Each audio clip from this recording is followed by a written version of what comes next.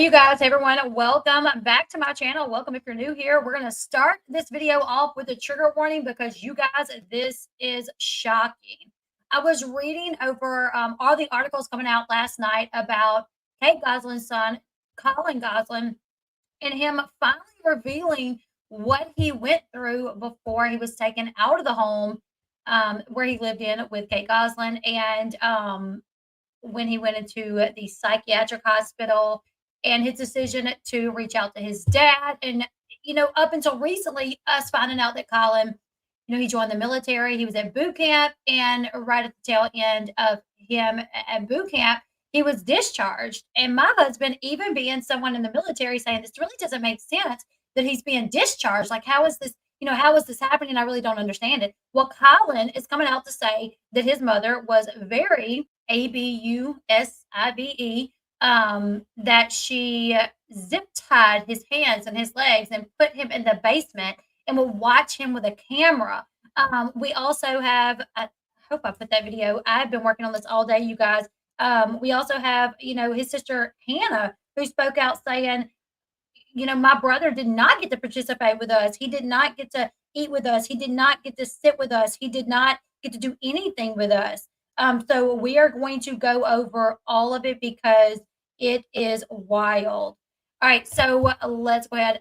Yes, she zip tied him, and he is bringing the evidence after he was kicked out of boot camp. He went and he had a psych eval where it was basically proven he does not have all these mental health conditions, these disorders that he was diagnosed with. And it just kind of goes to show you, and I'm no doctor, so I can't say this for certain, but I kind of feel like it just goes to show you that I had a lot of people saying, oh, he would have never been institutionalized if something wasn't wrong. TLC was backing Kate. What we know about Colin, and if you go back and you watch the last season that Colin was in, he was very withdrawn from the show. He did not want to sit on the couch. He did not want to do interviews. When they would talk to him, he just did not want to be a part of it. So much so that when he was in school, he did not like to do picture day because he just was so tired of having a camera in his face. So you have Kate, who her bread and butter is this TV show. Her and Jon is split up. She don't have the income of Jon anymore. So she's on this TV show. And if she loses this show, then what? So she has the network, and they are making millions of dollars off this, her show. And you have a kid that's he's not cooperating. He's being a little, just combative with the situation and not wanting to film. And what happens? He gets put into an institution for 2 years where Kate saw him one time for 30 minutes. 2 birthdays, Christmas, Thanksgiving. This boy had nobody there to see him. So for those of you that are unfamiliar with the show, I do have a quick little script that I'm going to go through really quickly just to kind of break everything down before we really get into the meat and potatoes of the situation, because you guys, it is insane. All right, so bear with me, guys. Like I said, it comes with a trigger warning because it can be triggering. Okay. So Collin Gosselin, he is one of the 8 child stars on the hit TV series Jon Kate Plus 8. He claims that his mother, Kate Gosselin, zip-tied his arms and legs together and locked him in the basement when he was under the age of 12. All of this happened before the age of 12. Actually, I think it happened before the age of 11, because I think when he was institutionalized, he was 11 years old. He is also showing proof that the many mental health disorders he was diagnosed with and even institutionalized for, he either no longer has or possibly never had. Colin, who is now 20 years old, is making these shocking allegations against his mom, Kate Gosselin, in an interview with The Sun that was published this past Monday. So I'm assuming since you clicked on this video or because you joined this live, you are a little familiar with who Kate and Collin Gosselin are and how they became famous. But just in case anyone watching is not for sure, like I said, I'm going to give a quick rundown. So Jon Kate Plus 8 premiered January 30th, 2007. It was like one of the earlier reality TV shows before the Kardashians. The purpose of the show was to document the lives of Jon and Kate Gosselin and their 8 children. The couple had twins and sextuplets. So they had 2 kids, and then they had 6 kids. So 8 combined. The twins, Kara and Maddie, they were 7 years old when the show started. And the sextuplets, Alexis, Hannah, Aiden, Colin, Leah, and Joel, were just 2.5 years old when the show started. Reviews for the show were mixed. Some called the show entertaining and enduring, that had moments that would melt your heart. Other reviews called Kate out for her snide comments to and about her husband Jon, and also called her out about how she lacked patience with the young kids. Kate would receive a lot of backlash for her harsh discipline techniques and for her allowing embarrassing moments of the children to be filmed, like the kids' potty training and stuff like that. Fans of the show became concerned when they realized that one of the kids had a mean side to them. This child was often seen yelling and hitting other kids. However, it wasn't Colin, it was actually Maddie. Fans of the show became so concerned when they realized that Maddie had this mean side that they actually reached out to Kate to voice their concerns.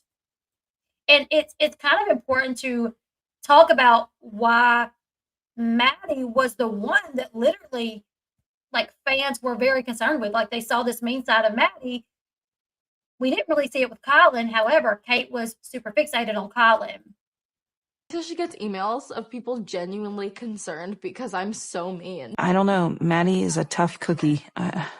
We just continue to work with her and her strong personality. I was quite sure they were going to tell me that Maddie needed some major intervention. Kara has more patience with the kids. She will actually like pull Colin aside or Aiden aside and actually listen to what they have to say. Maddie has very unrealistic expectations. Little kids, get over here. Get out of here! Question you're my maid of honor. Wants to? I don't want to. I don't have a maid of honor. How funny. Work out. Maddie was excited. No, I wasn't, Mommy. Figure out. No, I can't. Bye-bye. Nobody gets me. Maddie, Tons of helpers. again, was not cooperating, and if she doesn't act kindly, I'm not going to let her ruin the time for the other kids. And I just felt sad for Maddie that she just doesn't understand her bad attitude is just going to cause her to miss out on things. So I kind of was trying to have a good time, but I just felt sad. So she talks about, We got food made without killing anyone. she talks about feeling sad for Maddie when Maddie has, and this was not all the clips that I found of Maddie, like yelling and screaming and hitting other kids. I just, because of time, I had to kind of go with what I had. But there were several clips that I found of Maddie. But it's interesting to hear her talk about Maddie misbehaving and saying, you know, I just felt so bad for her because she didn't understand. However, Colin, you know, why did you expect him to understand? If one of the twins, Maddie, who was older than him, you like, oh, she didn't understand, but Colin does, and you're getting on to him. We got food made without killing anyone. I was like, I'm not that mean. Okay, so that's just a few clips of Maddie, who, like I said, fans were concerned over her, you know, her behavior and her being mean and her hitting the kids and yelling at the kids. Kate would describe Maddie as having a controlling personality with a sweet side. Despite Maddie being the child that fans were the most concerned with because she was mean and often seemed getting physical with the other kids, it was Colin that Kate seemed to focus on the most. Colin Thomas, that is strike 3 for you. But Aiden did it. Aiden did it. If you get one bit of wet, you're in bed. What's the answer? Yeah. Stay away from the pool. I love Jody, but I don't know what would possess her to give 6 3-year-olds gum when they're in her care. I'm throwing this bear away. I'm not dealing with it. I will teach him to get gum and stuff. Sorry. Bears play together every morning. It's too bad. So in this episode here, Colin and some of the other kids were staying with their Aunt Jody because Jon and Kate did this thing where they would take one of the kids to have a day with just that kid. So each kid had time with mom and dad, right? So it was like Maddie's turn to be with mom and dad. All the other kids were with their Aunt Jody. Well, Aunt Jody gave them gum. They're 3-year-olds. If someone gives them gum, they're going to chew it. Colin was attached to this bear. So he had this bear with him at Aunt Jody's house, and he somehow managed to get gum on it. Well, Kate is saying she's going to throw the bear away. Mind you, Kate and some doctor diagnosed him. He was diagnosed with autism, which now, they say that's not correct. They do not see any signs of him having autism. But if he really was autistic, his bear could have been his comfort item. And children that are autistic, they become very attached to things like that. My son that has Asperger's, he got a blanket when he was about 2 years old. And to this day, every day he has that blanket. When he comes home from school and he lays down, he puts this blanket on him that literally doesn't even cover up a portion of his body anymore because, he's 10 and the blanket is yay big, but he is super attached to that blanket. If we go on vacation, we have to take this blanket. So kids that are autistic have Asperger's, they become attached to things. And I don't think that he actually is autistic or that he has Asperger's just from watching him on the show. But Kate seemed to think that he may have, but here you are ripping his bear away from him because an adult gave him gum and he accidentally got gum on the bear. It wasn't his fault that he got gum on his bear. It probably fell out of his mouth when he was talking. We don't chew gum when we're 3. Too bad. He can't go through my dryer without ruining all the other clothes. Okay, right here, you see she has, I think that's like a paper towel roller maybe, where she's like spanking one of the kids. She was often seen, with some sort of, she carried a, what's this called? Right here. It's a big spoon. She carried one of those in the Beagle with her and like I said, I have several other clips that I just did not have time today to put them all together. But there's clips of her seemingly to be way more annoyed with Colin, way more aggravated with Colin versus Maddie, the one that people really had, the fans noticed issues with. So fans noticed Kate's mistreatment or treatment of Colin. It would often be said, like in magazines back then or interviews, that Colin seemed to be Kate's least favorite kid. Kate did not help people feeling this way because she definitely seemed more irritated with Colin out of all the kids. And despite Jon and Kate describing Colin as orderly, kind, this is how they described Colin: orderly, kind, having perfect social skills, and having a very big heart. It was very obvious that Colin seemed to annoy Kate way more than the other kids. During the season where they all took their one day, they all, like I was talking about earlier, they would take the kids for a day and go do something good with them. Like for Maddie, they took Maddie to get her ears pierced, and they took Maddie to get her ears pierced and then out to eat. They took Hannah to the zoo because she liked animals. When it was Colin's turn, and mind you, they did these things with this child and mommy and daddy. So that child got undivided attention from mommy and daddy. When it was Colin's turn, Kate set it out, and Jon took Colin to the train station himself. Colin liked trains, and that was what he wanted to do. He wanted to go to the train station. So Jon himself had to take Colin to the train station, and Kate set it out. So it kind of furthered people's idea that Kate, did not really care that much for Colin. Let's see, I think I have it here where they went to the train station.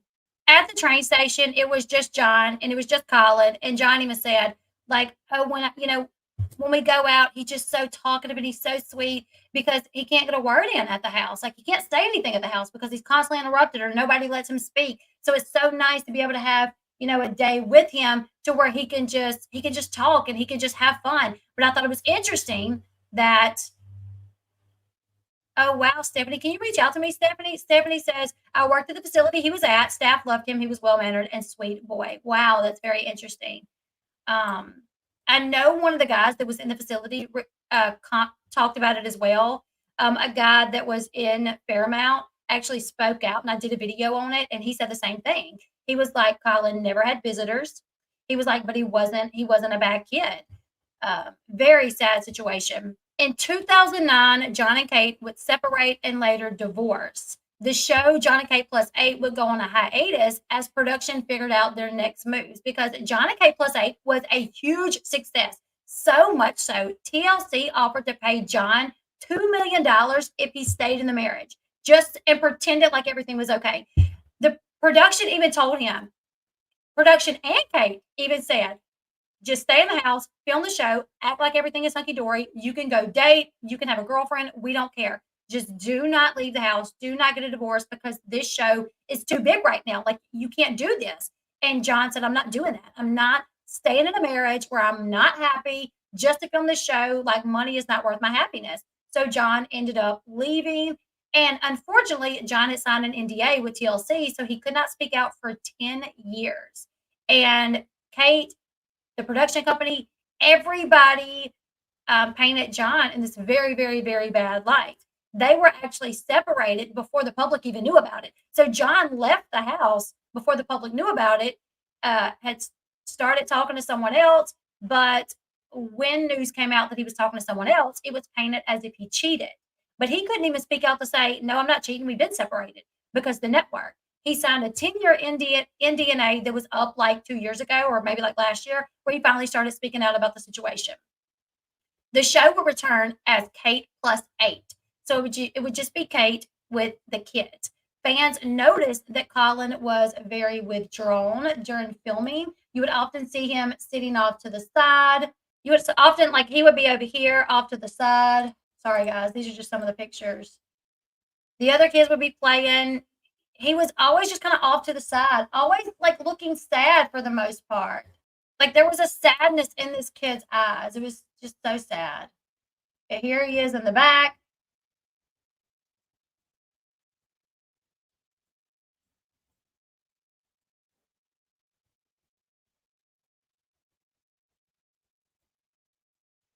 Okay, so fans noticed that Colin was withdrawn and that he would later disappear from all the episodes, all the interviews, any press that Kate and the children were a part of. Colin was nowhere to be seen, which obviously led people to ask questions. Where is Colin? Why is Colin like nowhere to be seen? Why is he not on the show? Even Jon would get stopped in the streets by TMZ and they would ask him, where's Colin? And he would say, I don't know. Like, I don't know where Colin is. I can't get her to tell me where he is. Kate would eventually be interviewed, of course, when doing press for the show. She would eventually be interviewed and asked, where is Colin? And she would go on to tell people that Colin had severe mental health and behavioral issues and that he was somewhere getting help. Even after she put it out there that he was getting help, she still would not tell Jon where he was. She would not give Jon any information on Colin. What we found out is that Colin was sent to Fairmount Behavioral Psychiatric Hospital. He was either 11 or 12 when he went, and he explained in this video that one day she just said, come on, grab your coat, we're going somewhere. He said he had no idea when he was leaving his house that he was never going to come back. He had no idea. So he gets in the vehicle. But before that, before she left and took him to this hospital, he was being zip tied, his hands, his feet, according to him, and put in a room in the basement. In this video that this interview that he did with the Sun, he talked about, she built this little room in the basement where she would put him, and he would stay there most of the day. He said he didn't do any schoolwork. He was just isolated from everyone. And when she finally, said, get your coat, we're going somewhere, he had no idea, but he was put in an institute. He was left there for 2 years. He said she came to visit him one time. She stayed for about 30 minutes. And the whole time she was telling him basically how he ruined their family.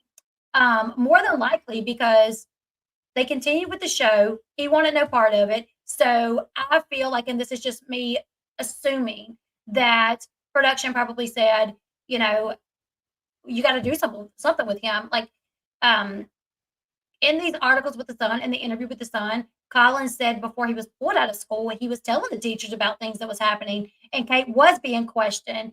There were cases opened against Kate, but they were later shut because they found no proof of anything. So Colin had started speaking out to teachers. He was pulled out of school, and then he was later, put into the facility. So Colin was absolutely possibly about to, ruin Kate. And the show would not be able to continue once word got out what was happening behind the scenes with Colin. So in my opinion, I feel like they took care of Colin, put him in this facility, but because people were questioning, where is Colin, where is Colin, where is Colin, she ended up having to say, okay, well, he's somewhere getting help, and she's still worried this would ruin everything, ruin the show and take away her bread and butter. So like I said, Colin did an interview with the Sun. We're going to watch a video, and then I'm going to go over these articles because it is just so much, you guys. Let's get into it. It is very sad. Very, very, very sad. Also, for those of you guys that don't know, Colin joined the Marines, and for years he wanted to be in the Marines. He wanted to be in the military. He didn't even know what it was at first. He says he remembers from a very young age having this sense of patriotism and knowing that like he loved his country and wanted to like fight for his country. He didn't even know what it was. Like he didn't understand the branches of the military. He just knew that he wanted to be like a soldier. And once he got out of the facility and was living with his dad and started going back to school, he became familiar with it. And he was like, oh, it's the Marines. That's what I want to do. I want to be a Marine. And when he graduated school with honors, you guys, when y'all hear what all he was diagnosed with, autism, ADHD, bipolar. I mean, they had this kid diagnosed with multiple mental health disorders, some that I don't even think you can have if you have one or the other. You know what I'm saying? Like, I've never even heard. Like, I know, like if you're like schizophrenic with bipolar, it's schizoaffecto. It's not you're schizophrenic and bipolar, it's schizoaffecto. But there's so many disorders he was diagnosed with that he gets out of this facility. He's weaned off all this medication. He is put in public school. He goes to school, has to catch up because he had not been in school in like 3 years. He graduates with honors and then goes off to the military. Well, just a few weeks short of him graduating from Marines boot camp, the Vice TV's Dark Side of the 2000s aired, and it was Dark Side of the 2000s. It was actually covering Jon and Kate plus 8. And Kate obviously would not participate in the documentary, so it was Jon, Colin, and Hannah. They filmed for the documentary. So, of course, it was all their side. It was them dealing with Kate, them dealing with the abuse from Kate. They did not go into detail about this stuff, but Colin did talk about her having him institutionalized and how he was there for 2 years and how she did not come see him and how he would love to have a relationship with his brothers and sisters because he had not seen or spoke to them in 5 or 6 years at that time. Well, after that documentary aired, Dark Side of the 2000s, and if you haven't watched it, go watch it. He was at boot camp. Well, Kate put out a statement basically saying he has several mental illnesses.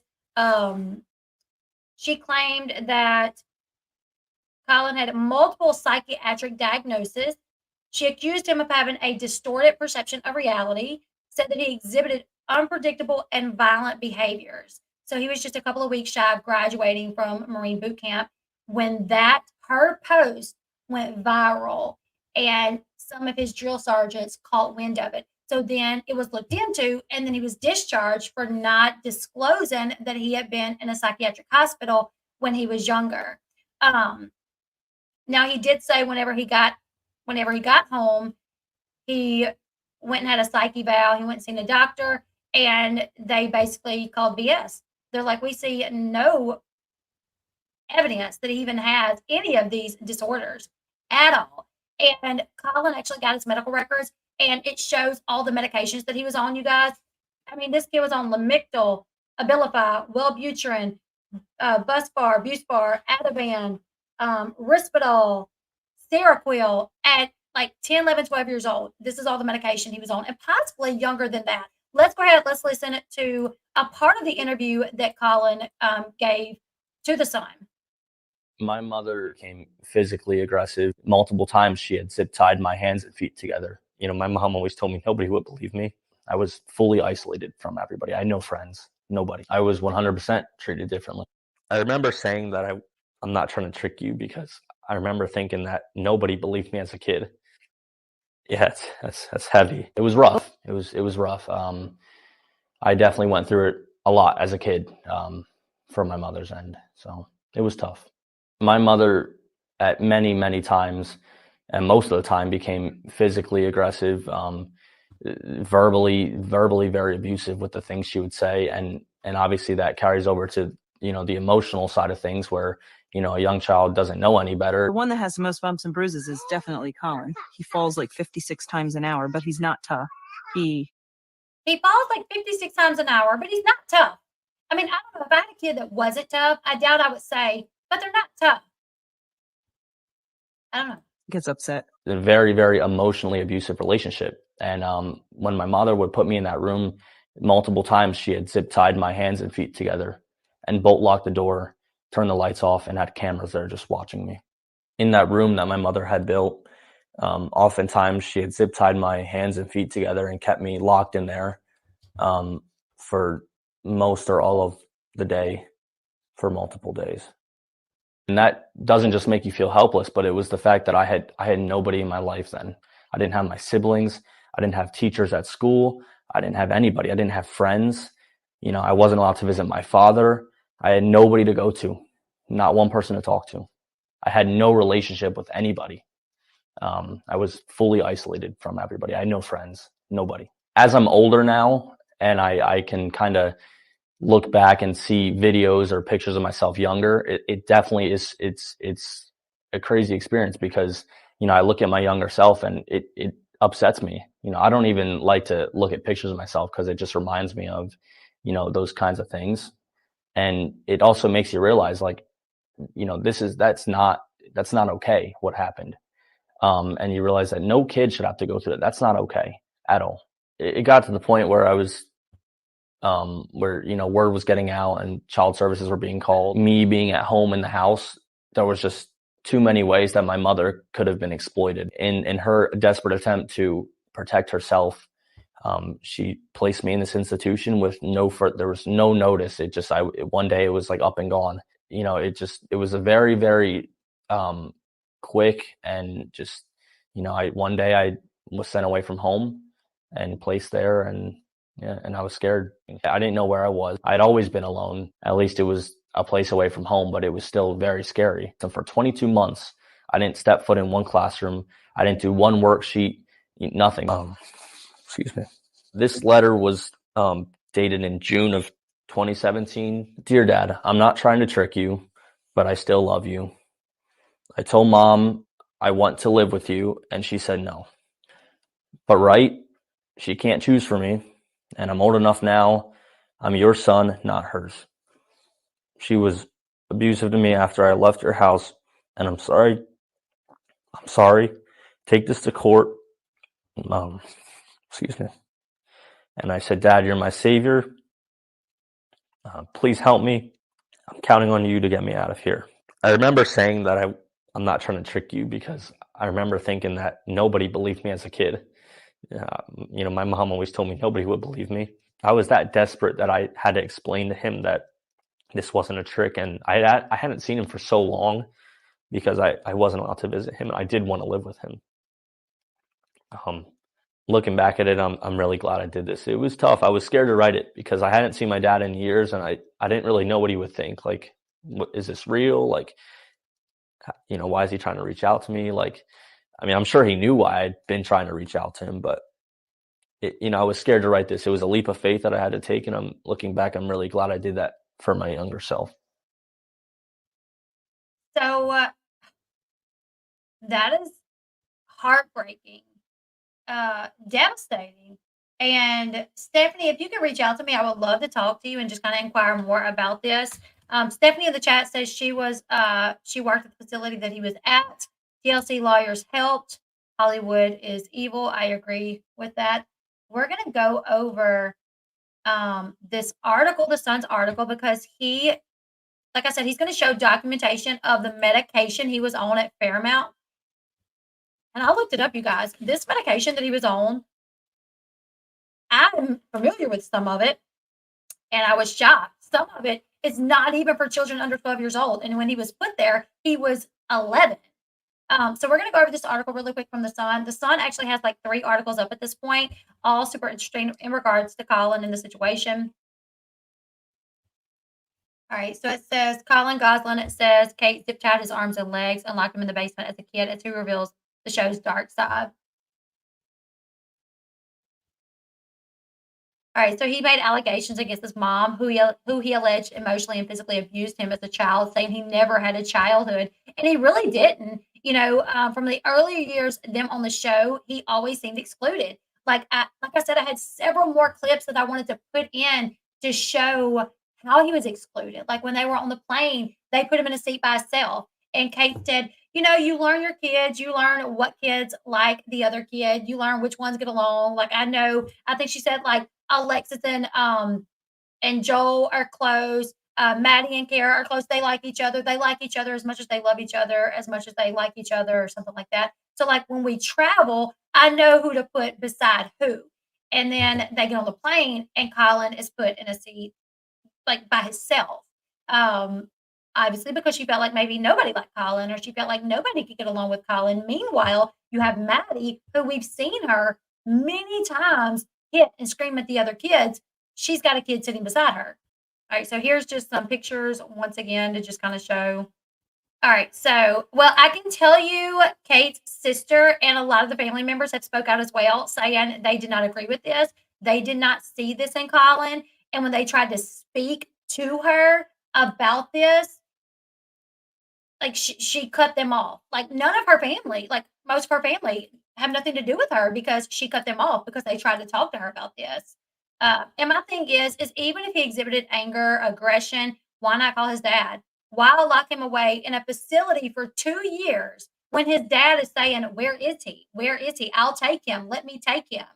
She did not, that was not getting him help. Why could Jon not step in to help? Why could Jon not even know where he was? In my opinion, Jon could not know where he was because when he got to Jon and he told Jon, Mama zip-tied me, my legs and my arms, and put me in the basement and had a camera on me and I didn't get to eat or play with the other kids, well, Jon probably would have went to the police and she would have been up a creek without a paddle.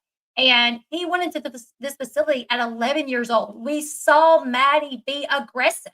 We saw Maddie get physical. There's so many clips out there, but we didn't really see that with Collin. I was looking for clips of Collin getting physical. There was one clip that I saw of Jon and Collin, like Jon really having to get on to Collin, and I felt like, well, Collin was kind of being bad there, but nothing like I saw with Maddie. Speaking in depth about his childhood, Brave Collin, 20, said he was always treated differently from his 7 other siblings by Kate. And despite being part of one of the most popular reality TV shows of its time, he grew up isolated and alone. Sometimes, he alleges, he would have his hands and feet zip-tied and be locked in a specially built basement room that contained only a bed and cameras to watch him for a whole day or part of the day multiple times. When he was 11, he was left terrified after Kate had him admitted to a mental health facility following diagnosis of several behavioral and psychiatric conditions that he believes he never had. And I think it's important to probably play this right about now. He would be separated from us. Like, he would not get to come and play outside with us.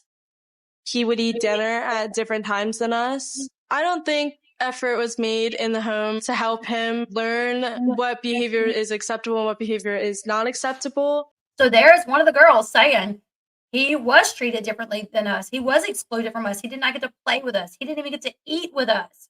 So if he had a little bit of aggression, I don't know. I feel like I could probably understand it a little bit. Him wondering, why am I treated so differently?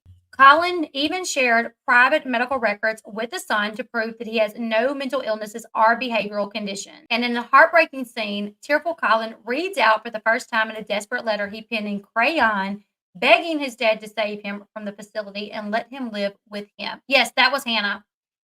Kate has not responded to the claims, but her lawyer, Richard Pulo, who represented her in her last case against Jon, said he did not believe she did anything to intentionally harm Collin. Oh, but you never said, I think that's the wording here. I don't believe she did anything to intentionally harm him. You're not saying she didn't harm him, though, just not intentionally. He added that she did what she did to protect herself and the family from what he alleged was troubled behavior by Collin. Then why wasn't Maddie's behavior just as troubling if Collin's was so troubling? Collin's claims are supported by his dad, Jon Kate, who said the alleged abuse took place after he and Kate divorced and he moved out of their home in Pennsylvania when he had no custody of his sextuplets, Collin, Hannah, Alexis, Aiden, Leah, Joel, and the twins, Maddie and Kara. It was rough. I definitely went through it a lot as a kid from my mother's end, so it was tough, Collin said in the exclusive interview. I just remember being isolated from my siblings and constantly taking the fall for her emotions or the tough things going on in her life. I just remember being a scapegoat and always taking the brunt end of things. The brute end of things. I was 100% treated differently than my siblings. I was isolated and I was taken away from them. I didn't eat dinners with my family. I didn't get to play or hang out with my siblings. I didn't have a childhood with them, and I never really had a relationship with them growing up. Collin said he was about 8 or 9 when things really started to escalate with his mother, and her treatment of him became more extreme. My mother had a room built in our unfinished section of the storage basement. She had a room put up with cameras in it, a tiny window in the corner, and it was bolt locked from the outside. So it was like a containment room, literally. It had a mattress on the floor, and that's how I lived. And I was there, most of the day because I didn't go to school after a certain point. So most of the day I was in that room. I was away from my siblings, and I never really went outside. I never played with them. I was kept there. It was literally containment. Here you go. You got her spanking one of her kids. Medical records submitted as part of Jon and Kate's custody battle show how Collin reported his mother's alleged abuse to his counselor at the time. My mother, at many, many times, and most of the time, become physically aggressive, verbally very abusive with the things she would say, Collin said. And obviously that carries over to the emotional side of things where a young child doesn't know any better. So it's a very, very emotionally abusive relationship. And when my mother would put me in the room multiple times, she had zip tied my hands and feet together and bolt locked the door, turned the lights off, and had the cameras there just watching me. Dad Jon revealed how he spoke to the people who bought their old house, and they asked him about the basement room. So the people that bought the house after Kate moved out come to Jon and was like, "What's up with this room in the basement?" Jon told the son the room in the basement is where she kept Collin. And it's still there. My friend's in-laws bought our house, and one time they asked me, "Why is there a room in the basement with a bed and a lock on the outside?" It must have been terrifying for him. Echoing claims that emerged in papers filed during the custody battle, Jon, who eventually gained custody of Hannah and Collin, added, "I never found out about Kate singling out Collin and the basement and the zip ties until way afterwards. That kind of thing didn't happen until after I left. I didn't hear about that until Hannah told me about it. Once I got custody of Hannah. I think once Hannah knew she was safe and not going back to mom's, she felt she could tell me. At that point, Collin was institutionalized. He also started opening up to the doctor there. And then because I became the legal parent, then they started telling me what he was telling the therapist and stuff. And it all matched up with what Hannah said. One sibling has supported Collin's claim. The U.S. Sun reached out to the other sibling and received no response. Collin told how he was removed from school after he started reporting Kate's alleged abuse to the teachers. I was telling my teachers things that were going on in the home. And after that, I was taken out of school. I would tell the camera crew, and I would tell a lot of people who were just around a lot about what was going on. But my mother did a good job of hiding those things. What really made the biggest change is when I was taken away from school and when visitation to my father was restricted. But my mother, when my visitation with my father was restricted by my mother, and when I was taken away from the camera crew or really any family friends, that's when things really started to change. You know who this reminds me of? Ruby Frankie, Jody Hildebrand. I had no relationship with nobody. I was fully isolated from everybody. I had no friends, nobody. Dad John has shared several letters he was sent from the Department of Human Services Offices of Children, Youth, and Families in Pennsylvania that notified him of reports of abuse against Colin, but stated they were unfounded. Stephanie, who says she worked at the facility, said John didn't have rights at the time. TLC got her a great lawyer and buried John. Yeah. John said the letters made him feel powerless. They would say someone reported that Colin's being abused, and we found it unfounded. Look at those letters and look at all those unfoundeds. It's such an effing crock of crap. Okay, so here is one of the letters. The date is September 7th, 2017. Mr. Jonathan Gosselin. The above named child was reported as a victim of suspected child abuse. The agency listed above has investigated the report and determined it was unfounded because of one of the following: that the incident did not occur, or the injury was not of serious nature, or substantial evidence was not found. We know how many times CPS has been wrong. So many times. You want to know how many times children have CPS has been investigated and then a child died after CPS said, unfounded, we see no evidence, and then children go on to die? So it doesn't, just because CPS says it's unfounded doesn't necessarily mean no abuse occurred. This is notification that the above listed report will be expunged by this office as required by CPS due to this code that states when a report of suspected child abuse is determined by the appropriate county agency to be an unfounded report, the information concerning that report of suspected child abuse shall be maintained for a period of 1 year. The report shall be expunged from the unfounded reports file within the statewide database no later than 120 days after the 1 year period from the date that the report was received by the department. The law restricts use of information in unfounded reports until they are destroyed. Unfounded reports are not referenced when staff performs background checks or prior history searches for new abuse or neglected reports. If the investigation reveals that the child and family are in need of social services and the agency has accepted the family for services, the reports will clearly be identified as an unfounded child abuse report. The report will be retained within the statewide database and expunged as required by the CPS Law 6337 that states when a county agency has accepted the family for services, the report shall remain in the statewide database until the family case has been closed.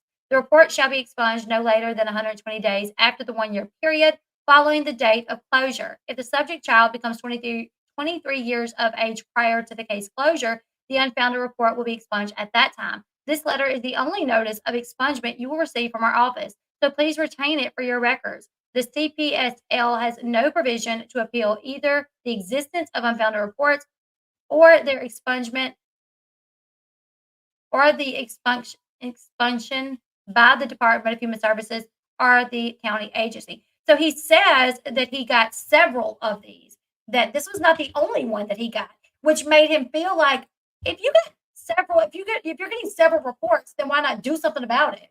Okay, let's continue back to the Sun. When you ask Colin and Hannah, they say these people would come knocking on the door of the house, get everyone together, and talk to them in front of Kate.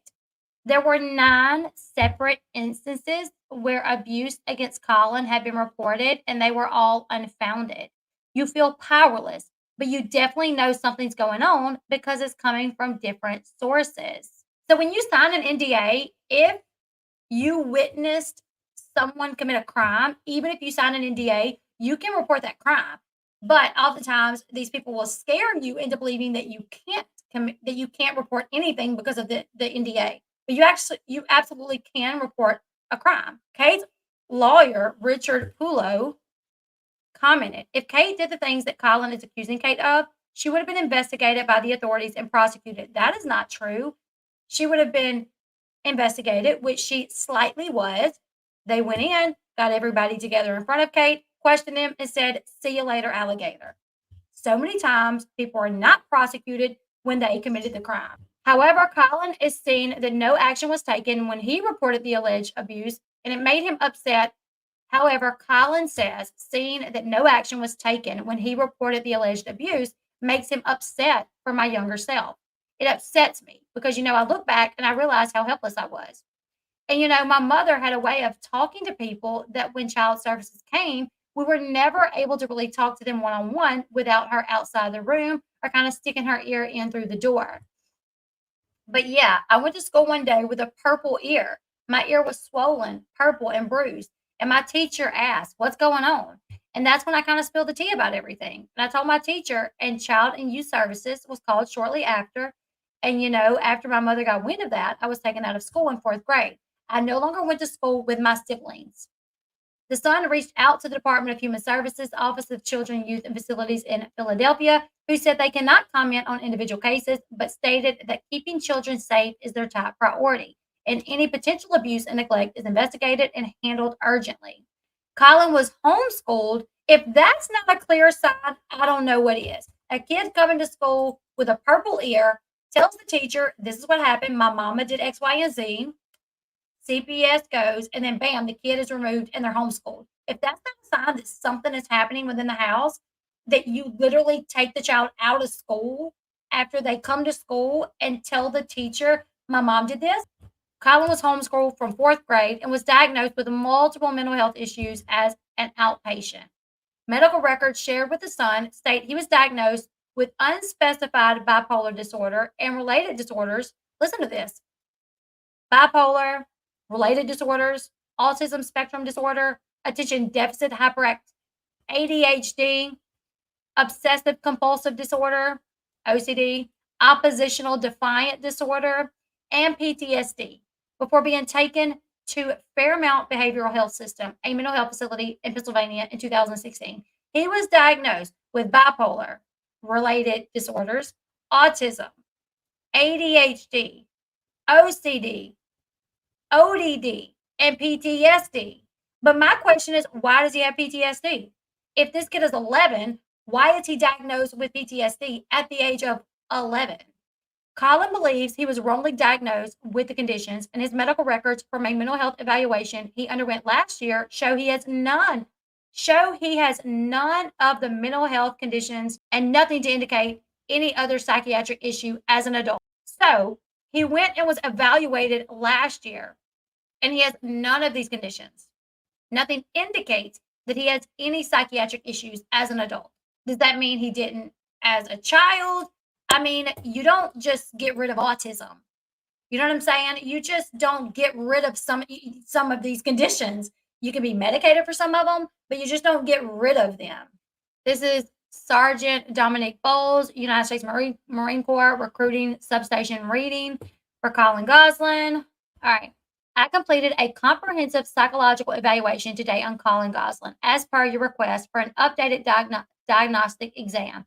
I was provided with a copy of your letter dated September 29, 2023, asking for a professional determination to rule out his discharge diagnosis from Fairmount Behavioral Health, specifically as follows.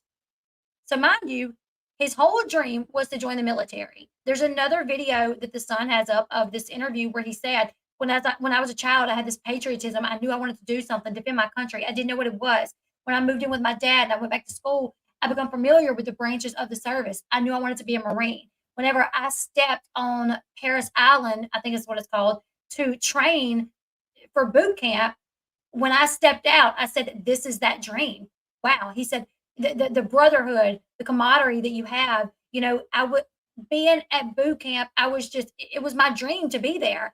And then my mother writes this statement saying that I had all these mental health conditions, that I had multiple psychiatric diagnoses, that I exhibited unpredictable and violent behaviors, and bam, I was kicked out. That was his dream. And once again, Kate literally, all that she did to him as a child And he finally, he is doing good at boot camp. He's just a couple of weeks shy of graduating basic training. And she puts out that statement and he gets kicked out. So then he had to go and get evaluated to prove that he's fine, that he can, and now he should be able to rejoin. From my understanding, he should be able to go back through boot camp, but he will have to start back at square one with boot camp. Has Kate had a psych evaluation? Maybe she needs one. I agree. Okay, so it was to basically rule out bipolar and related disorders, autism spectrum disorder, attention deficit hyperactivity disorder, combined type, obsessive compulsive disorder, oppositional defiant disorder, and PTSD. It says I reviewed several documents as follows. Memo dated August 22nd, 2023 from MJ Volmir. Okay, this was a reevaluation following the acknowledgement of prior mental health history, including multiple diagnoses, which were reportedly later discontinued upon reevaluation. The initial recommendation has been to return to training. Subsequently, there was a report that on occasion will let his emotions get the best of him. Who doesn't? Especially if you grew up with that, it's a wonder he doesn't have some issues. And one incident of pushing another recruit, despite a Medform A indicating above average performance and showing no symptoms of mental illness during the interview.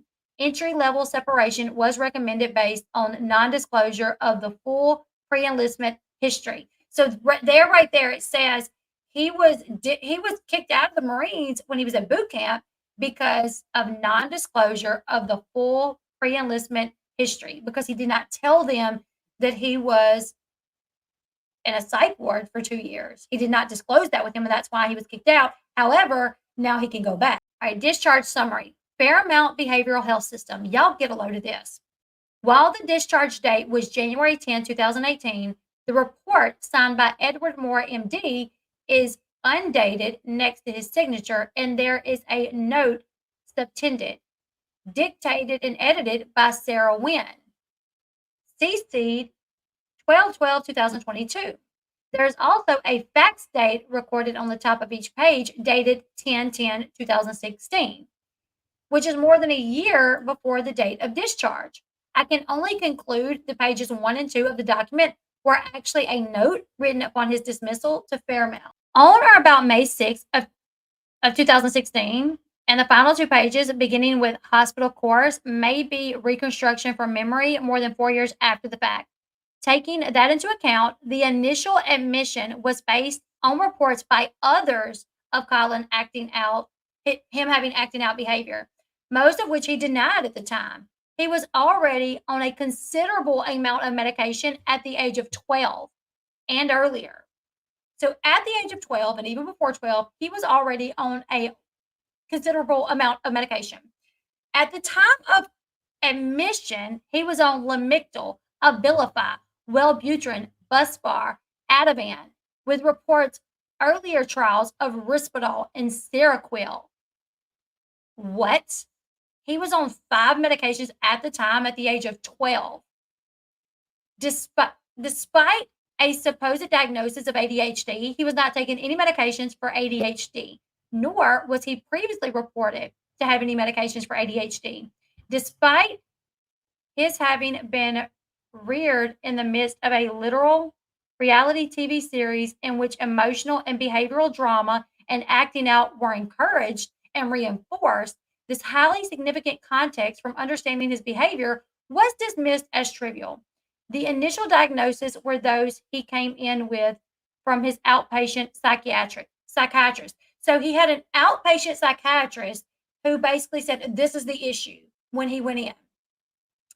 The assignment of a diagnosis of autism spectrum disorder seems to have occurred because of a few behavioral observations that were characterized as difficulty with transitioning and poor ability to read social cues.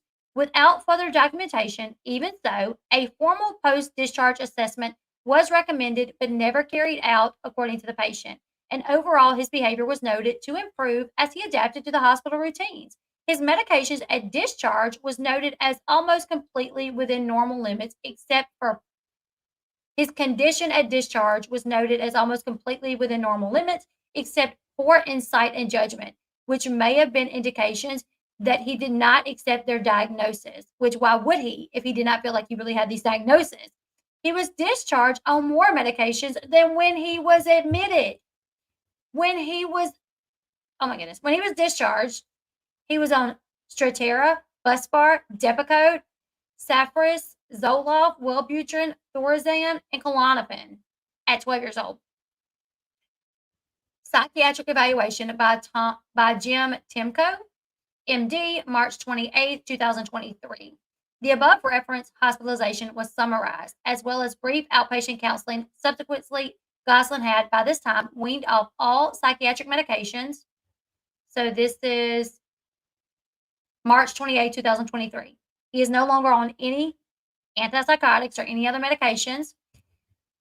Dr. Timko found no indices of oppositional defiant disorder or sociopathy. There were no symptoms of psychosis, depression, or excess anxiety. There was no current mania nor historic signs of bipolar disorder. Dr. Timko did not render any psychiatric diagnosis and found him fit to join the military. Current evaluation, consistent with clinical interview, including a review with Gosselin of the above documents and objective psychological testing. He described a family history questionable for ADHD, perhaps one sibling, although he was not certain of this and was unaware of any medication they might be taken, and negative for bipolar disorder. Despite the reference made in the Fairmount report, he says that he has spoken with his father, who denied there ever having been individuals diagnosed in his side of the family. When asked about teacher comments on his school report cards, he said that there had been none indicating attention deficit or hyperactivity. Rather, he was praised for getting work done and participating appropriately. He was removed from public school and subsequently homeschooled starting in 5th grade. So he says that description of his behavior originated with his mother. So the ADHD come from his mom. The teachers at school never complained, said he did well in school. Mind you, he gets out. He writes this letter to Jon.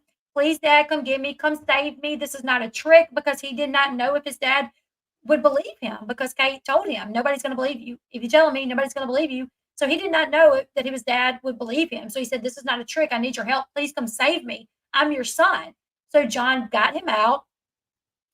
After he got out, he said he had trouble integrating back into society with kids his age. He said that was hard, that he did not really know how to act around kids or, talk to his peers, because he had not really been around kids his age and really be able to be social with them. So he did struggle initially to acclimate back into a school setting, but he graduated with honors. Colin graduated with honors. So this kid that's on no medication, but supposedly is ADHD, autistic, ADD, ODD, all these diagnoses. And he's on no medication in high school, straight A's, graduates with honors. Something's off there. Something doesn't make sense. I want to go over these medications that he was on, because I looked a lot of these up. I'm familiar with a lot of them, which is what shocked me. Mind you, I'm not a doctor, but I am familiar with some of these medications. And when I seen that he was on them, I was shocked. So I know we're going a little bit over an hour, but it's a lot. Okay, so Lamictal is a mood stabilizer. It is approved to treat bipolar disorder and certain types of seizure disorders. Lamictal is an anti-epileptic drug. Someone who does not have bipolar or seizure disorder may experience side effects, including a skin condition and suicidal thoughts. So someone taking Lamictal that does not have bipolar disorder or a seizure disorder, they can get a skin condition or experience suicidal thoughts. Abilify is an antipsychotic drug used to treat schizophrenia, bipolar 1 disorder, autism spectrum disorder, and Tourette's disorder. Taking Abilify without needing it can cause movement disorders such as twitching and restlessness, sedation, weight gain, and even lead to diabetes. Now, there were some pictures. Let's see. This is a picture of when Jon finally found out where Colin was. Him and Hannah went and visited him. This is Hannah visiting Colin at the facility. Look how much weight he had gained. I'm sure because he was on medication that he did not need to be on. Wellbutrin is an antidepressant medication used to treat depression and seasonal affective disorder. If you take Wellbutrin without needing it, you may experience a life-threatening condition called serotonin syndrome. This is when serotonin levels in the brain build up too high, causing agitation, confusion, rapid heartbeat, high blood pressure, muscle rigidity, and more. It can also cause, taking Wellbutrin when you don't need it can literally cause a fatal condition. It can literally lead to death. It can also cause a false positive drug test. You can have an allergic reaction to it, which also can be life-threatening.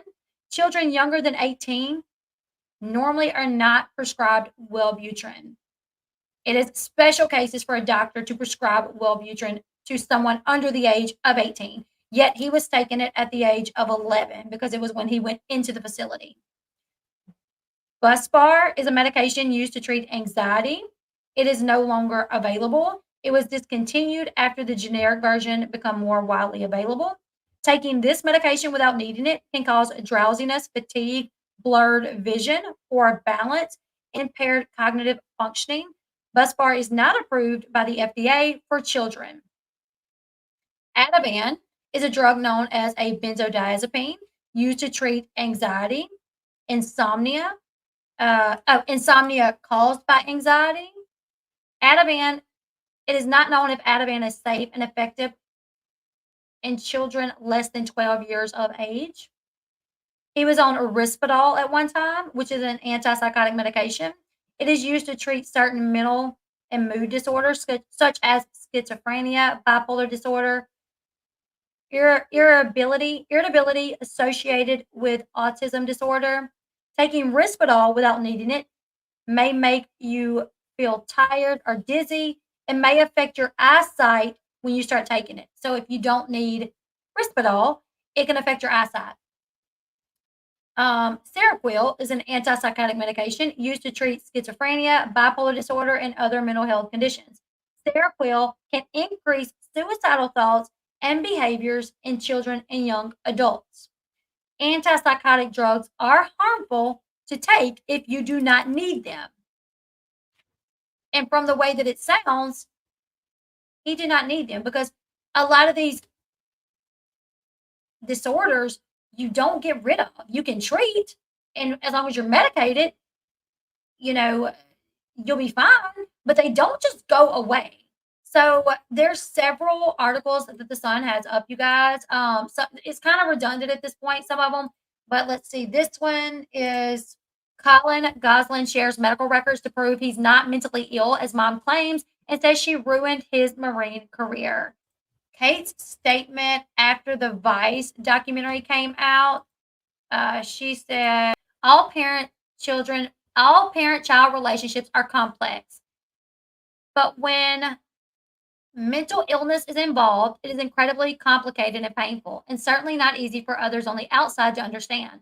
All measures were taken in our home were at the explicit recommendation of his pediatric psychiatrist and or his team of specialists, and were put into place to safeguard every member of our family, our friends, as well as our family pets. If you go on to read all three articles by the Sun, they will talk about Kate's family talking to her and saying we didn't agree with what was going on with the kids. We tried to talk to her. We tried to get her to see the light. We just wanted to shake her and be like, "What are you doing?" But she cut them off. Kate don't even have anything to do with most of her family because they did not see the issues with Colin. They spoke up and she cut them off. Unfortunately, I believe Colin remains a very troubled young man. who continues to need a lot of help. His brothers and sisters and I have not been directly involved in his life due to his history of unpredictable behavior and violent tendencies towards us. What his sister Maddie posted on social media recently is completely accurate, and I deeply appreciate her bravery in doing so. I have never wanted to have to do this, but I feel I've been backed into a corner and left with no choice. Although it saddens me to do so, I need to speak out now. My son Colin, who I love with all my heart, has received multiple psychiatric diagnoses over the years. For the safety of myself, his brothers, and his sisters, and for his own well being, he was placed in a facility following years of outpatient treatment, which proved insufficient for his needs. The decision to admit him was made by emergency room doctors following one of his many attacks/outbursts. This one involved him using a weapon.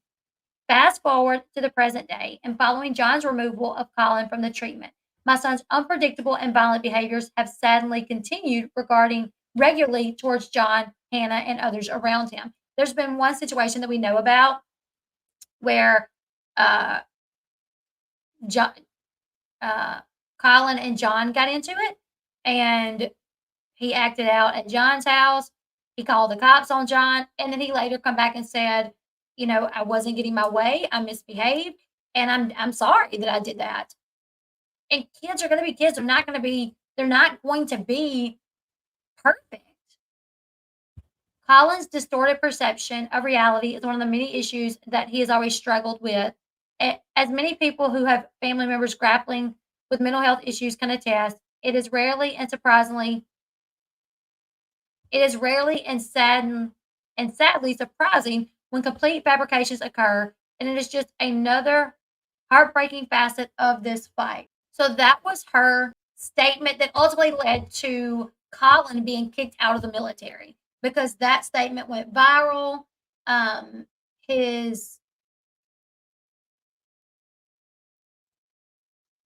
His doctors found out about it. Oh, I forgot this part of the psyche eval. Or his drill sergeants found out about it. At the end of the psyche eval, it says, they see no diagnosis of concern in your evaluation request, nor do I see evidence to indicate any other psychiatric diagnosis or behavioral disorder in his current functioning. I hope that this report is responsive to your request. I remain available for further consultation if requested. So right here, it literally says, I don't see any evidence to indicate any psychiatric diagnosis or behavioral disorder. After Colin spoke out about this, Paramount put out a statement, and so did Kate's lawyers. So Paramount said, this is Kate's lawyers. There's always two sides to every story, and when things take place in the past, it's hard to determine because people have different recollections and perspectives. However, I can personally attest to the situation, as I knew Kate and all 8 of her children since they were small, and I don't believe Kate ever did anything to intentionally harm Colin. I think she did whatever she did to protect herself and her family from some of his troubled behaviors as a child. That's not to say he's got psychological impairment. I am not a psychiatrist. However, I think if Kate did the things that Colin accused Kate of, she would have been investigated by the authorities and prosecuted. Additionally, I don't think the Marine Corps saw Kate's post and decided to throw Colin out. However, he literally just showed us that that's the reason he got kicked out. Could Kate's post have some influence? Sure. I think it may have made them delve into Colin's history, but blaming his mother for being thrown out of the military is misplaced. Apparently not, because he was in there just shy of graduating, and then right after her post comes out, her statement comes out, he gets kicked out for not disclosing the fact that he was in an institution. So I definitely think it was her post. All right, now this is Fairmount Behavioral Health in Pennsylvania, where he was institutionalized. While we cannot offer comment on specific patients or their care due to HIPAA patient privacy laws, I can share that at Fairmount Behavioral Health System, every day our staff strives to maintain a total therapeutic environment through individualized treatment for each patient. It'll come out one day. Comprehensive patient-oriented activities include group therapy, family therapy, allied therapy, and educational services. Patient care is overseen by multidisciplinary teams led by a team of psychiatrists. His troubled behaviors, you mean telling his teachers why he had bruises that were seen with their own eyes? I know, right? So, like I said, the Sun has several articles up This talks about, and this one actually has a video as well where he talks about his dream of being in the military and how his mom, basically ruined that dream, or at least she pushed it back because he had to go get a psych eval. He says he had no choice but to share the results of his psych evaluation he underwent after his mom posted an extensive note on Instagram last July, which claimed he had many mental health issues and was violent and unpredictable. He was undergoing training in the Marines at the time of his mom's post last July and believed it raised questions about the suitability for a military career and ultimately led to his dismissal. It comes after Colin accused his mom of physically and emotionally abusing him as a child. If you go back, now TLC is supposed to bring back Jon Kate Plus 8. I don't know if they already have, but I know I did see where they were going to have like a day where they were going to show reruns of it or something like that. I don't know if they have yet, but if they do, I mean, you can find a lot of clips on YouTube. That's where I found a lot of the clips of Maddie being the way that she was. Meanwhile, when Vice TV's Dark Side of the 2000s came out, Maddie was the first one to speak out saying, "Oh, I'll never have a relationship with my brother." The way that he's talked about certain people and certain races and certain, certain genders and things like that. Like she basically accused Colin of like attacking, like I think like LGBTQ and like minorities and things like that. And it's like you ain't even seen him in 5 or 6 years. So when did he do this? Where's the evidence? You haven't seen him in 5 or 6 years. So if he did that, it would have had to been like through a text message to y'all, even though y'all rarely speak. But she really put him on blast when she put out her statement after the documentary aired. Meanwhile, she was the one that literally a lot of people were concerned with, that they would email Kate and say, "We're concerned about Maddie's behavior. She's physical with the other kids. She's always yelling and screaming at the other kids." And you didn't really see that with Colin. But she's the first one that stood up to like defend her mom and kind of throw Colin under the bus once again. A lot of people say that Maddie is very similar to Kate, and that's why she was so quick to jump up and say something. But either way, you guys, I hope and I pray that Colin, he can re-enlist and he will just excel in the military. He says that's his dream. I hope he gets to live out his dream. I hope they let him back in. I don't see why they wouldn't at this point. They should all do a reality show. Jon, Hannah, and Collins called Surviving Kate. I did see where they said if they were ever approached, they would probably do it at this point because they're already famous. He's like, we already do these interviews. We do pictures when people see us out and about. Like, why not capitalize off the fame that's already there? And I'm like, you should. I wish they would. I wish Colin would write a book. And the thing about it is that at this point, Colin should have some mental health illnesses like anxiety. He should, the PTSD, he should at this point for what he went through. He should.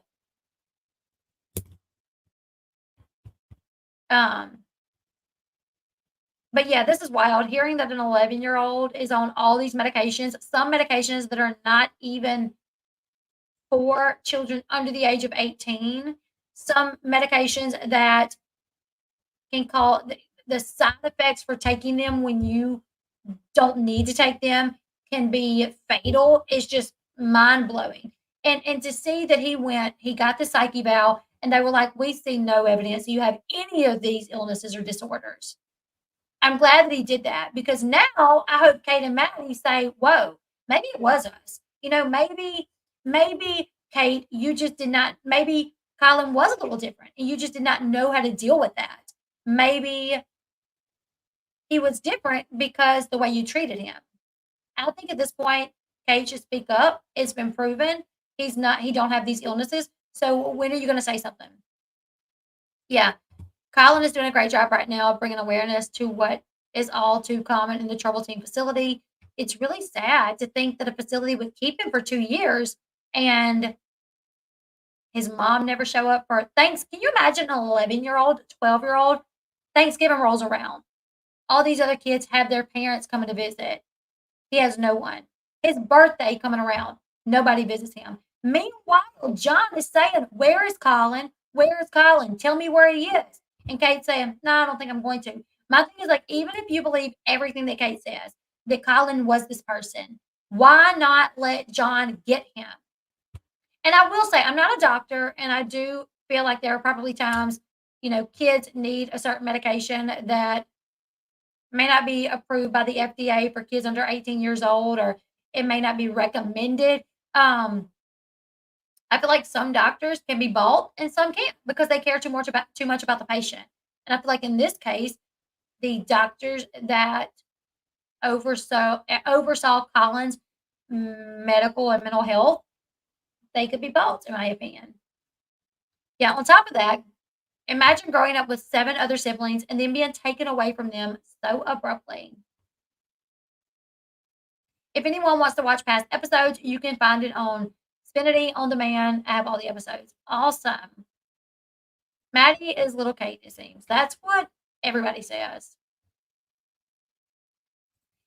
Also, she had to have a connection with the facility or was paying cash, because I can assure you, as a mom of kids, both foster care and otherwise, who have mental illnesses, these facilities rarely keep kids past 6 months. Let me tell you, it's like, I know, no, this was years ago when he was in the facility, but I know now, like in Louisiana, we don't even have long-term mental health facilities.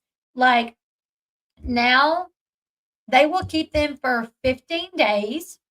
And if they are not well enough to be discharged, they will, a doctor will have to PEC them again, and they will go to another facility more than likely. Because if they did not get the care that they need in facility number 1 in 15 days, they will send them to another facility. They literally have to be reevaluated at 15 days.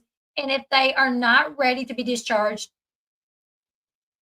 most of the time they won't even stay at the same facility. They get moved to a different facility. I know here in Louisiana, that's how it is anyways. I was in for over a year, and the guy that recommended it absolutely did. Kate should be held accountable for the mental, physical, and emotional abuse she put her son through. Yes. So Hannah and Colin live with their dad, Jon. Kara and Maddie, they are off in college at this point. My friend's child, who was literally burning things inside their house and feeling homicidal, 14 days. They had to fight for 30. Yeah, I mean, yeah. And 2, I know in Louisiana, there's a rotation of doctors. Like, I have a relative that is a mental health doctor, and she goes to one of the psychiatric hospitals once a month. And so, if you have somebody in a psychiatric hospital, they are seeing a different doctor every 3 or 4 days. So say I get put into a psychiatric hospital tonight. Tomorrow, I might see Dr. Jon.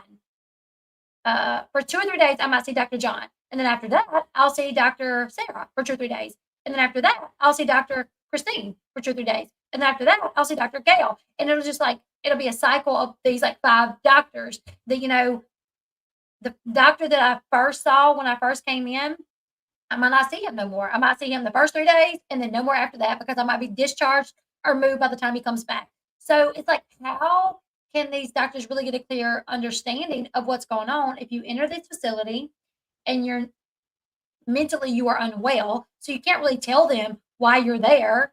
And I guess adults, children, they'll contact the parents, and the parents say this is why they're there. But someone that's 19 years old that gets put in one of these facilities, and they're just unwell mentally, they can't call the parents of that 19-year-old and say, well, how is she normally? So they don't have a good idea. Oh, thank you, American Honey Us. And that green, that color looks, thank you so much. So it's the mental health industry is just, I don't know. I feel like mental health itself, people that struggle with mental health, it's just a sad situation. It's just a very sad situation, because you have a 19-year-old that gets drugged or something, right? A normal 19-year-old, 20-year-old that lives at home going to college, something like this, gets drugged while hanging out with friends. and the drugs like just messed them up completely. Well, people see this girl, guy, whatever, walking around out of their mind. Cops get called. The cops can't figure out who they are because the person's unwell because they were drugged or something, and they end up in a mental health hospital. And they can't figure out who the person is because the person was drugged and can't talk. And they're not going to call the parents because, well, this is an adult, even though that 19, 20-year-old may be an adult, but still lives at home with parents. You got parents wondering, where's my child? My child hasn't been home in 2 or 3 days. Can't find my child. And then call around, find out the child is in a facility. Calling around facilities, they're not going to tell you where the child is. You know what I'm saying? Like, it's just so like, and then these facilities don't know, oh, well, this person didn't come in like this, or they came in like this, but that's not how they really are. The doctors will think, oh, well, this must be, you know, like this person might be schizophrenic and just having a breakdown or something like you know what I'm saying? Like, I don't know. I just feel like it's a really tough industry to be a part of. When you go to these facilities, you see a patient, you don't know their backstory. They are not in a mental place 9 times out of 10 to tell you much of their backstory. Ugh, I don't know. It's just sad. I'm so glad that Colin was reevaluated. I'm so glad that he can re-enlist to the military, to the Marines. I hope he does that. I hope he's successful. And Kate, she got some explaining to do. I want to hear what she's got to say about this. Kate is allegedly working again as a nurse somewhere. And Lord, you guys, leave me your thoughts in the comment section below. There are 3 articles in total up on The Sun. The Sun is the one that did the interview. There's another portion of Colin's interview where he talks about the Marines getting kicked out, being reevaluated, and all of that. Not Ladylike says, yes, my 21-year-old nephew wound up in a facility when he had his first schizophrenic episode. Wild. I'm so sorry. I'm so sorry. Yeah. And they won't talk to you unless you have like a medical power of attorney or something like that. Like if you call and you're like, do y'all have so and so? They're like, we can't tell you, you know. So I have a feeling TLC was behind payments for Colin in the mental health hospital. Look how they were willing to pay Jon. His mental health was worth more than 2. Yeah. My cousin is in P and did psych evaluation. She loved it. Set like a puzzle. Yeah, it is very, you know, it's a lot. My cousin does it, and she's amazing. I wish there was more people, you know, that I don't know, that brought awareness to it. Anyways, I think Colin should write a book. I would love to see them back on reality television. You guys leave me your thoughts in the comment section below. I will link all 3 of the articles from The Sun if you guys want to go check them out. Like this video, subscribe if you have not subscribed, because I'm trying to hit 100K before the end of the year. We'll continue to keep up with the situation with Colin. If he speaks out anymore, we'll talk about it. If he re-enlists to the Marines, we'll talk about it. You guys leave me your thoughts. Like I said, like, share, subscribe, and I will see y'all tomorrow probably, because I think it's kind of late already. This one kind of took all day. I might do one more. I don't know. It's telling that he thrived. I love this. It's telling that he thrived living with Jon. And why was Jon not involved with his care in that hospital? They usually want family counseling. I mean, usually they have, I know psychiatric hospitals, they have visiting. They want you to visit. They encourage family to visit with kids. They have family therapy and things like that. Kate went to 1 visitation and no more after that for the 2 years that he was there. So crazy. Anyways, you guys, like, share, subscribe. Hitting that like button on the way out is huge for my channel. Hitting that subscribe button on the way out is even bigger. So do your girl a favor and hit both, and I'll see you guys in the next one. Bye, guys.